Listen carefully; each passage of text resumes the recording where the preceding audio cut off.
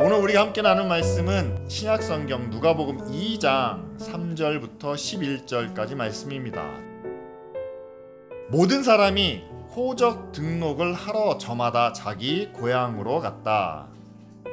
요셉은 다윗 가문의 자손이므로 갈릴리의 나사렛 동네에서 유대에 있는 베들레헴이라는 다윗의 동네로 자기의 약혼자인 마리아와 함께 등록하러 올라갔다. 그때에 마리아는 임신 중이었는데 그들이 거기에 머물러 있는 동안에 마리아가 해산할 날이 되었다. 마리아가 첫 아들을 낳아서 포대기에 싸서 구유에 눕혀 두었다. 여관에는 그들이 들어갈 방이 없었기 때문이다. 그 지역에서 목자들이 밤에 들에서 지내며 그들의 양떼를 지키고 있었다. 그런데 주님의 한 천사가 그들에게 나타나고 주님의 영광이 그들을 두루 비추니 그들은 몹시 두려워하였다. 천사가 그들에게 말하였다. 두려워하지 말아라. 나는 온 백성에게 큰 기쁨이 될 소식을 너희에게 전하여 준다. 오늘 다윗의 동네에서 너희에게 구주가 나셨으니 그는 곧 그리스도 주님이시다. 아멘. 오늘 말씀에 대한 내용을 우리가 잘 볼 수 있는 짧은 영상을 하나 준비했습니다. 베들레헴 에브라다야, 너는 유다 족속 중에 작을지라도 이스라엘을 다스릴 자가 내게서 내게로 나올 것이라. 그의 근본은 상고에 영원에 있느니라.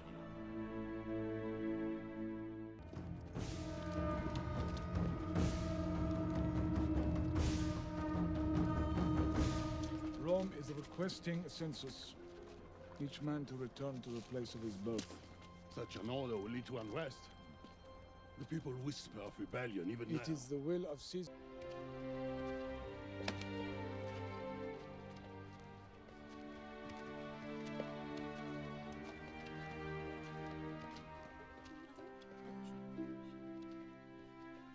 You're going to miss us.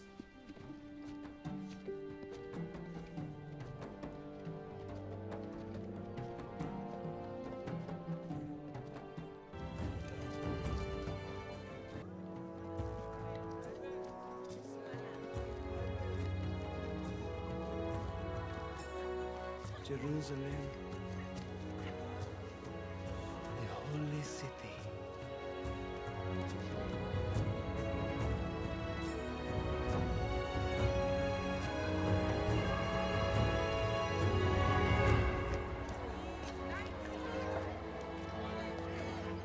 Attilo! What brings you here? We are visitors from the east. Follow the star. The star of the prophecy. Prophecy of the Messiah? Come, follow me. Magi, the wisest of the wise. Tell me what they claim. They believe that a new king awaits them now in Judea. Come, a ruler who shall shepherd my people, Israel. Your Excellency, I too have studied these words. I have waited a lifetime for the signs I now see. As have many. Joseph, the child is present. The child. Now. Now, Yes.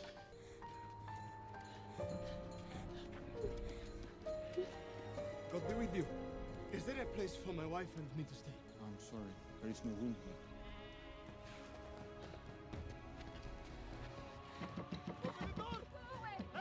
please, Lord, will you not provide for us?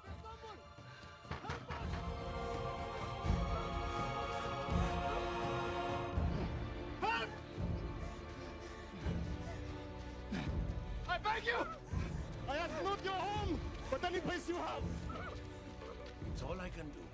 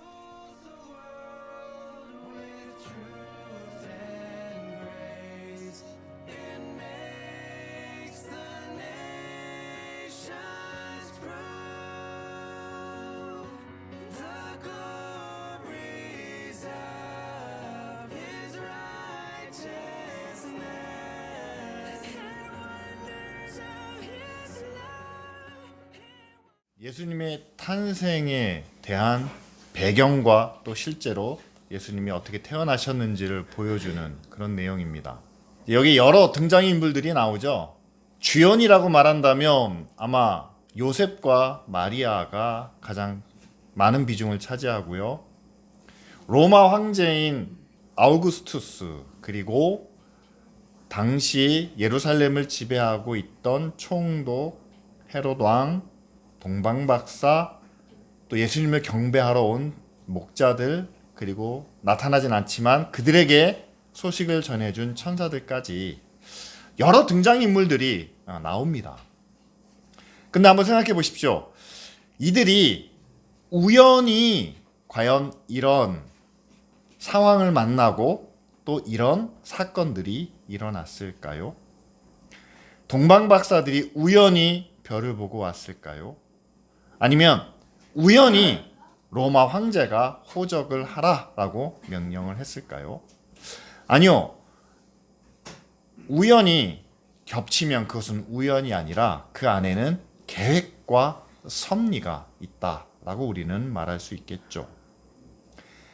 오늘 예수님이 태어나신 그 모든 과정은 하나님이 자기 아들을 보내시기 위한 아주 치밀하고 체계적인 계획과 섭리 가운데 이루어져 있다라고 우리는 말할 수 있습니다. 그렇다면 과연 어떤 목적을 가지고 또 어떤 의미로 이런 계획을 짜 맞추셨을까? 우리는 생각해 보는데요. 오늘 우리가 함께 읽은 말씀 가운데서 과연 하나님께서 그 아들을 이 땅에 보내신 이유 가운데 가장 중요한 것이 무엇인가? 라고 했을 때 천사들이 찬양하는 그 찬양 소리 가운데 포함되어 있습니다. 온 백성에게 기쁨이 될 좋은 소식을 너희에게 전한다. 그 소식이 무엇인지는 잘 아실 겁니다. 하나님께서 자기 아들을 세상에 보내시고 그 아들을 통해서 세상을 구원하시겠다라는 내용이죠. 네, 여기서 우리가 쉽게 지나쳐 버리는 것이 온 백성에게 미칠 기쁨의 좋은 소식이라는 거죠. 성탄은 하나님이 우리를 구원하시기 위해서 자기 아들을 보내신 겁니다. 근데 우리는 거기에 하나님의 아들, 하나님의 구원에만 너무 강조점을 두고 있다는 거죠. 성경의 모든 역사 가운데 하나님은 끊임없이 세상을 구원하기 원하셨고, 특별히 이스라엘을 통해서 하나님은 구원의 일을 만들어가고 계셨습니다. 여러분, 아브라함이 범죄한 이후에 노아를 통해서 하나님께서 구원을 나타내시지 않았습니까? 여러 민족과 나라들이 흩어져 사는 가운데 아브라함을 특별히 불러서 하나님은 구원을 이루기 원하셨죠.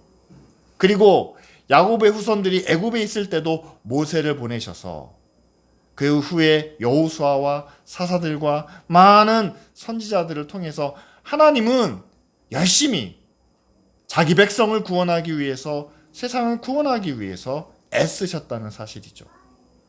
그런데 특별히 자기 아들까지 세상에 보내셔야만 하는 이유가 어디에 있을까 생각해 보면은요, 천사의 찬양 가운데 온 백성을 구원하시기 위해서, 모든 백성에게 기쁨이 될 구원의 소식을 전하기 위해서 하나님은 자기가 만든 이 세상 가운데 자기 아들, 또한 자기 자신과 같이 여겨지는 그 독생자 예수를 세상에 보내셨다는 사실이죠.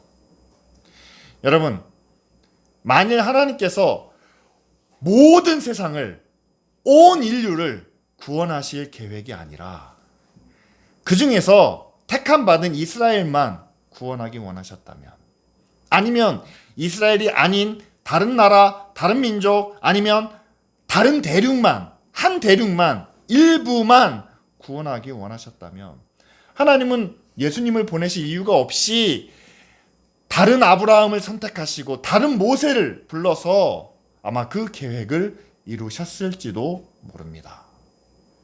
그러나 오늘 말씀 가운데 분명하게 우리에게 보여주고 계십니다. 하나님은 모든 백성에게, 모든 사람들에게 미칠 구원의 기쁜 소식을 전하셨습니다. 전하시기 위해서 하나뿐이 없는 그 아들을 세상 가운데 보내셨다는 사실이죠. 그런데 그 온 세상을 구원하고자 하는 하나님의 뜻과 하나님의 계획이 하나님의 택한 백성이라는 이스라엘 백성들, 그 당시 유대인들에 의해서 환영받는 것이 아니라 오히려 무시당하고 외면을 받았다라는 사실입니다. 오늘 우리가 읽은 말씀 가운데 또 우리가 본 영상 가운데 여러분, 이스라엘 사람들이 원하는 하나님의 구원은 자기 민족의 구원, 자기 나라의 구원이었습니다. 로마의 압제 가운데 있는 그들이 맞서 싸워서 자유를 쟁취할 수 있는, 자기네들도 하나인 나라를 이룰 수 있는 그런 구원을 그들은 염원했었죠. 그런데 한번 생각해 보십시오. 여러분, 로마 황제인 아우구스투스가 호적을 하라 명령합니다. 여러분, 호적을 정리하는 이유는 어디에 있을까요? 그것은 두 가지죠. 첫째는 세금을 확실하게, 더 철저하게 걷기 위해서. 두 번째는 그 백성의 수를 헤아려서 징집, 군인으로 부르든지 아니면 노예로, 이 두 가지 모두 다 강력한 식민지 통치를 위해서 필요한 하나의 사전 단계였다라는 사실이죠. 따라서 호적하라라는 명령은요, 이제 이스라엘이 로마로부터 독립할 수 있다라는 그런 염원과는 점점 더 거리가 멀어지는 모습이라는 사실입니다. 두 번째 등장인물인 동방박사가 별을 보고 찾아옵니다. 그들이 먼저 예루살렘에 와서 묻습니다. 유대인의 왕으로 나신 이가 어디에 있습니까? 그러니까 예루살렘이 발칵 뒤집어지죠. 지금 왕으로 있는 헤롯이 정당한 왕이 아니라는 것을 모두가 다 알고 있습니다. 그래서 헤롯이 사람들을 불러서 서기관들을 부르고 제사장들로 불렀겠죠. 구약의 예언 가운데 혹시 메시아에 대한 예언이 있다면 어디서 태어나는가 물었을 때 베들레헴이라는 것을 그들이 가르쳐 줍니다. 여러분, 베들레헴이라는 정보가 어디서부터 흘러나옵니까? 서기관들에게, 그리고 그것이 헤롯에게, 그리고 그것이 동방박사들에게 전달이 되죠. 그런데 정작 그 예언이 성취되는 베들레헴에는 헤롯도 나타나지 않았습니다. 율법을 너무나도 잘 알고 있는 서기관들도 나타나지 않았습니다. 그들은 자신들의 주거지인, 자신들의 본거지인 예루살렘을 결코 떠나지 않았다라는 사실이죠. 구약의 예언에 의하면 그곳에 메시아가, 우리를 구원할 자가 오신다라고 말씀하고 있지만, 그들은 지금 우리가 살고 있는 우리의 기득권이, 우리의 권리가, 우리의 힘이 다 함께 모여져 있는 예루살렘을 우리는 벗어날 수가 없다라고 하면서 동방박사들을 보내고, 또 그 동방박사들에게 가서 보고 정말 메시아가 그곳에 왔으면 우리에게 알려달라, 우리도 가서 경배하겠다라고 선한 의도를 품은 것처럼 이야기하지만, 그러나 헤롯은 오히려 그 태어난 메시아를 죽이려는 그 계획을 마음에 품게 됩니다. 그리고 마지막으로 여러분, 그 그리스도가 태어나실 그 예언을 천사들이 나타나서 사람들에게 보여주고 또한 사람들에게 찬양을 들려주게 되는데요. 베들레헴 주변에 있는 한 곳에서 천사가 나타나게 됩니다. 그런데 그 천사가 딱 보면 그 계시를, 그 예언을 받을 만한 거룩한 사람, 의로운 사람, 그리고 성경에 대해서 잘 알고 있는 장로들이나 바리새인들이나 아니면 랍비들에게 나타나지 않았다는 사실이에요. 마을에 가서 천사들이 나타났다면 얼마나 훨씬 더 많은 사람들이 그 천사의 이야기를 듣고 요셉과 마리아 그리고 예수님이 태어난 곳에 올 수 있었을까요? 그런데 천사는 사람들이 많이 모여 있는 곳이 아니라 오히려 양떼가 더 많은 들판에서 목자들을 향하여 예수님이 태어나실 것을, 그리스도가 나신 곳을 이야기해 줍니다. 왜 그랬을까요? 우연히 천사가 이 땅에 와 보니까, 베들레헴 주변에 와 보니까 들판이 좋아 보여서 그곳에 가셨을까요? 아니죠.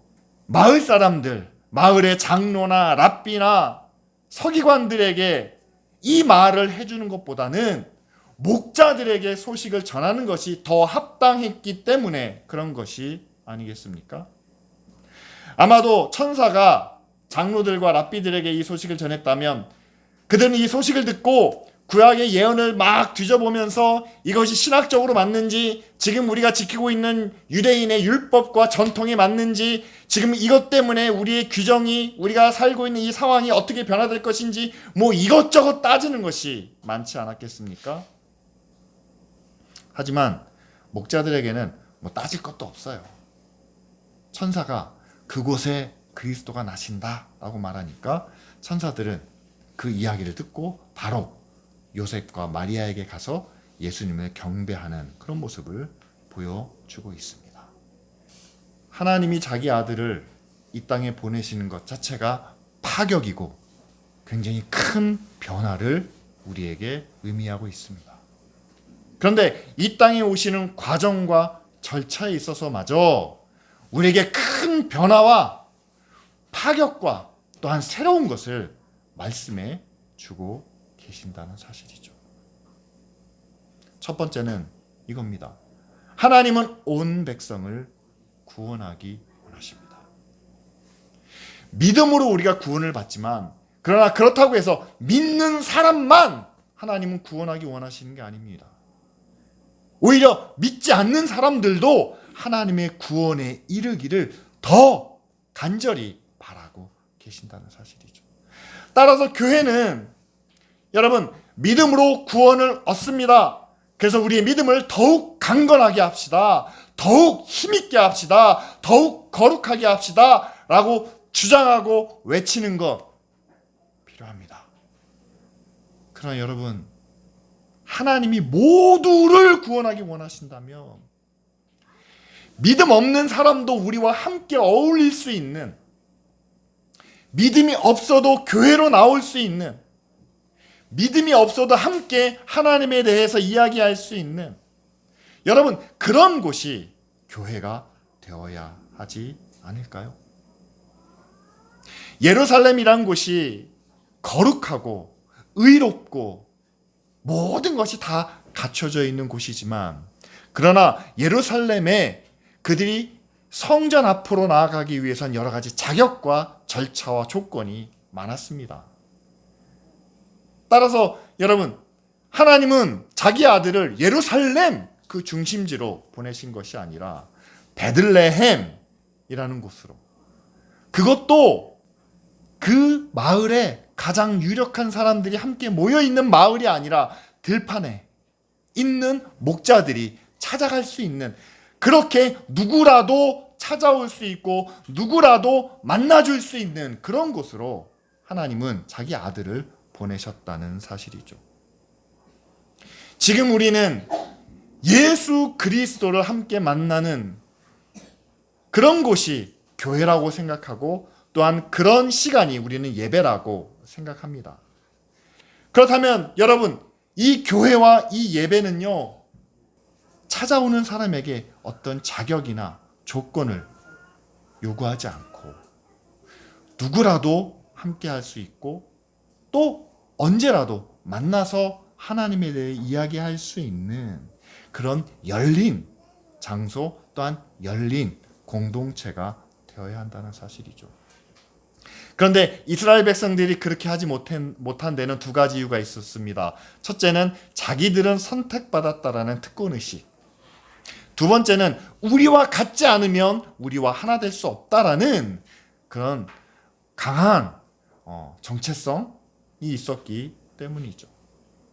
정말 믿음이 없어도 우리가 함께 대화할 수 있는 그런 교회가 되기를 바랍니다. 꼭 믿음에 대한 이야기를, 신앙에 대한 이야기를 해야만 우리가 교회가 아니라 정말 삶의 모든 부분에 있어서 하나님이 어떻게 우리를 사랑하시고 하나님이 어떻게 우리와 함께 하시는지를 자연스럽게 이야기할 수 있는 그런 교회가 되기를 바랍니다. 또 한 가지는 여러분, 우리와 다르다고 해서 그들이 다 저주를 받고 심판을 받는 것은 아니라는 사실이죠. 여러분, 인류 역사를 한번 생각해 보십시오. 교회가 한결같았던 것은 아닙니다.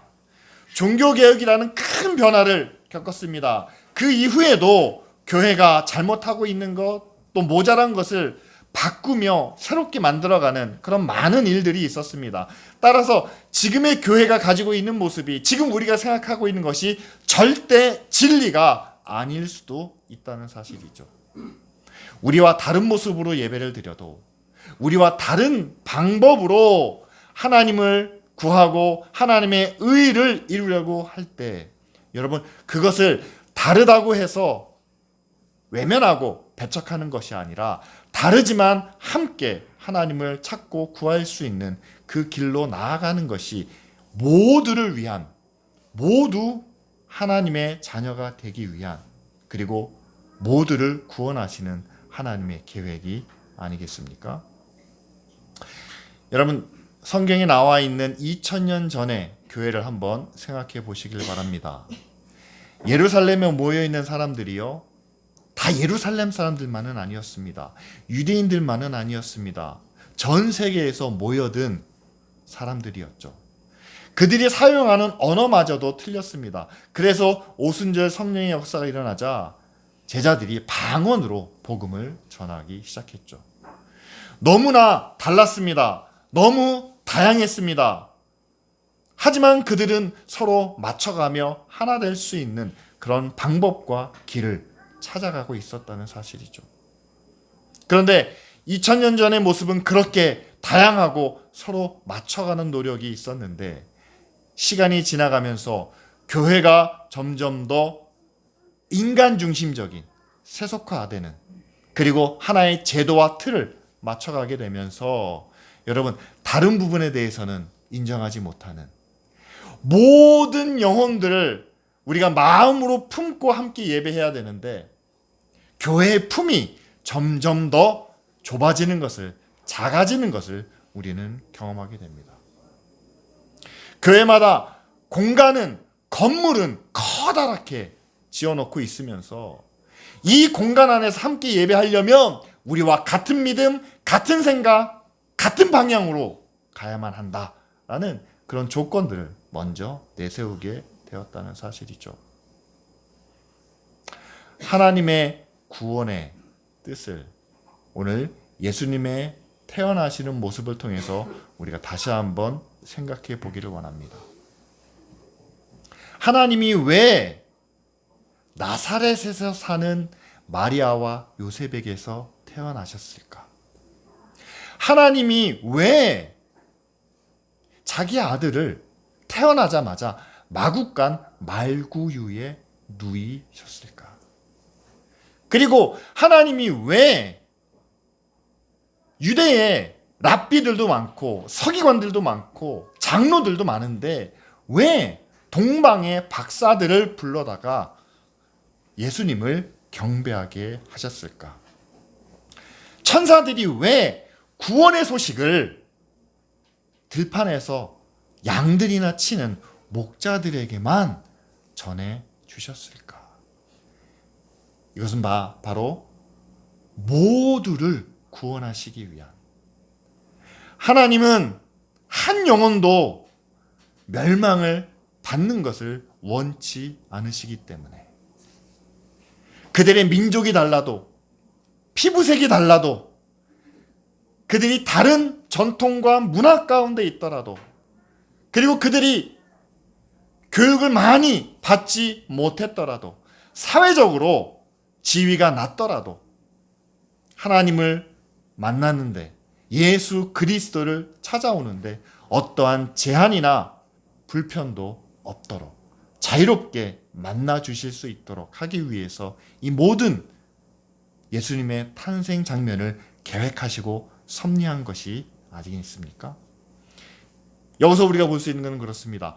모두를 위해서라면 예수님께서 가장 낮은 자리로 임하신 것처럼 교회도 모두를 품기 위해서는 높아지는 것이 아니라 오히려 낮아져야 한다는 사실을 깨닫게 됩니다. 여러분, 많은 사람들이 모이고 또한 많은 사람들을 한꺼번에 모이게 하려면 우리는 높은 자리에 올라가서 큰 소리로 외치고 사람들을 선동해야 할 것으로 생각을 합니다. 그러나 그것은 하나의 탑을 쌓아가는 과정입니다. 잘 아시는 것처럼 구약의 바벨탑이 그랬겠죠. 높이 탑을 쌓으니까 주변에 많은 사람들이 모였습니다. 다니엘 시대에도 바벨론의 임금이 탑을 높게 쌓고 우상을 높게 만듭니다. 그러니까 주변에 많은 백성들이 그 앞에 나와 엎드리며 절하게 되죠. 그러나 교회는 여러분 그렇게 사람들을 많이 모으고 우상을 숭배하듯이 또한 그 권위 앞에 무릎 꿇듯이 그렇게 하나님을 바라보게 만드는 그런 공동체가 아니라는 사실이죠. 하나님이 우리에게 오실 때, 하나님이 우리를 자녀 삼아 주실 때 그 아들을 높은 곳이 아닌, 높은 자리가 아닌 가장 낮은 자리에 보내셨다는 사실을 우리가 함께 기억하기를 원합니다. 그렇다면 교회가 모두를 품고 모두를 위한 복음을 전하기 위해서는 교회도 함께 낮아져야 한다는 사실이죠. 기쁜 우리 교회가 그래서 우리는 낮은 곳을 찾아가고 또한 낮은 사람들과 함께 지내는 그런 마음으로 시작을 했습니다. 그래서 지하에 예배당을 얻었어요. 꼭 그런 건 아니지만 왜 지하를 벗어나지 못하냐? 오히려 벗어날 수 있지만 또한 이곳에서 우리가 함께 모일 수 있다면 정말 우리의 낮아짐을 우리가 함께 이런 현실적인 상황에서나마 공유할 수 있다면 저는 이곳에서 함께 예배하는 것이 바르고 의롭다라고 생각을 합니다. 기쁜 우리 교회가 여러분 누구와도 함께 예배할 수 있고 누구에게도 다가갈 수 있는 그런 교회가 되기를 원합니다. 우리와 다르기 때문에 서로 충돌하고 갈등을 겪고 서로 미워하는 그런 모습이 아니라 다른 것 때문에라도 서로 대화하고 소통하며 또 함께 하나님을 찾아가는 그런 교회가 되기를 원합니다. 그리고 마지막으로 여러분 교회가 다가가지 못하는 곳이 어디인지를 우리가 한번 생각해 보기를 바랍니다. 저와 여러분들이 함께하지 못하는 사람이 누구인지를 여러분 한번 마음속에 떠올려 보시기를 바랍니다. 저는 교회 때문에 상처 입은 사람들, 또한 교회 역사 가운데 여러 가지 억울한 일을, 또한 아픔을 경험했던 사람들, 그들이 교회와 가장 먼 곳에 있고 우리가 다가가지 못하는 그런 사람들이 아닌가. 이미 카톨릭은요, 교황이 자신들의 과거에 대해서 이슬람에 대한 전쟁과 여러 가지 무력 충돌에 대해서 이미 사과하고 그들에게 용서를 구했다는 사실을 뉴스를 통해서 우리는 볼 수 있습니다. 그런데 교회가 식민지를 차지하는 데 있어서 앞장섰다는 것을 여러분 역사를 통해서 배우지 않았습니까? 남미에 있는, 아프리카에 있는 그 땅을 차지하기 위해서 그들이 총과 칼을 들고 왔을 뿐만 아니라 그들은 성경도 함께 들고 갔다는 사실이죠. 마치 그들을 억압하고 또한 그들로부터 착취하는 것이 그것이 하나님의 뜻인 양 그들은 생각하고 또한 그것을 주장했다는 것을 우리는 알고 있습니다. 그렇다면 여러분, 교회가 뉘우치고 또한 교회가 잘못을 인정하고 나아가서는요, 그들도 하나님이 구원하기 원하신다는 사실을 우리가 함께 인식하고 복음을 전하기 위해서는요, 여러분, 상처 입은 사람에게 먼저 손을 내미는, 그들에게 먼저 우리의 잘못을 사과하고 또한 용서를 비는 그런 모습이 우리에게 필요하지 않을까 생각을 합니다. 오늘 말씀의 제목이 모두의 구주, 구원자가 되기 원하시는 그런 예수 그리스도의 모습을 우리는 그분이 태어나시는 장면을 통해서 함께 살펴보았습니다. 그렇다면 지금의 교회가 그 예수 그리스도의 뜻을 본받고 따라야 하지 않을까요? 우리는 탑을 쌓아가는 그런 교회가 아닙니다. 우리는 오히려 모두를 구원하기 위하여 낮아지는 그런 교회가 되기를 원합니다. 우리와 다르기 때문에 머뭇거릴 수는 있지만 그러나 먼저 그들에게 손을 내밀고 그들과 함께 할 수 있는 교회가 되기를 원합니다. 어제 다문화 아이들과 그 부모님들과 함께 만남을 가졌는데요. 어려워요. 힘듭니다. 문화적으로, 언어적으로 다릅니다. 하지만 이렇게 한 번씩 먼저 손을 내밀고 다가가는 가운데 그들에게도 하나님의 구원의 은혜가 임하기를 우리가 바라며 또한 그것을 위해서 노력하는 그런 모습이 필요하겠죠. 이 시간 우리가 함께 기도하기를 원합니다. 예수 그리스도의 태어나심 그 모습을 우리가 다시 한번 생각하며 주님이 우리에게 다가오신 것처럼 우리도 세상을 향하여 낮은 곳에 있는 사람들, 우리와 다른 사람들을 향하여 먼저 다가가며 손을 내미는 그런 교회가 되게 하옵소서. 그래서 기쁜 우리 교회를 통해서 정말 이 땅에 있는 모든 사람들이 복음을 듣고 하나님을 알고 구원의 자리로 나올 수 있도록 우리 시간 다 같이 함께 기도 드리겠습니다.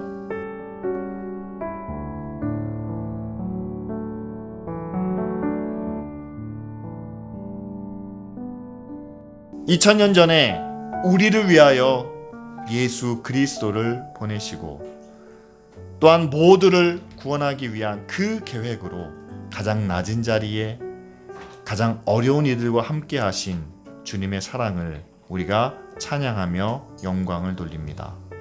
이제 2023년을 살아가는 저희들도 모두를 구원하시고자 하는 하나님의 뜻을 따라 믿음의 길로 나아가게 하여 주시옵소서. 우리와 다른 사람들에 대하여 먼저 용납하고 손을 내미는 교회가 되게 하시고 뿐만 아니라 많은 사람들과 함께 만날 수 있는 그런 낮은 자리에서 또 함께 섬기는 자리에서 주님의 사랑을 나타내는 교회가 되게 하여 주시옵소서. 기도합니다. 교회가 역사적으로 잘못한 일에 대하여 용서를 구하고 또한 그들에게도 우리를 향한 하나님의 은혜를 나타낼 수 있기를 원하오니 하나님 먼저 우리의 마음을 열어주시고 아버지 하나님 그들과 함께 하나님의 나라와 영광을 경험하는 저희들 되게 하여 주시옵소서. 그런 뜻을 위하여 교회가 탄자니아에 있는 어린이와 교회들을 섬기며 또한 광주에 있는 다문화 사역을 함께 사역하고 있습니다. 아버지 하나님 부족하고 연약하고 아직 우리는 많은 것이 모자라지만 이 작은 출발을 통해서 하나님의 구원의 뜻이 또한 하나님의 사랑이 기쁜 우리 교회와 성도들 통해 이 땅 가운데 이루어지도록 역사하여 주옵소서. 예수 그리스도의 이름으로 기도합니다. 아멘.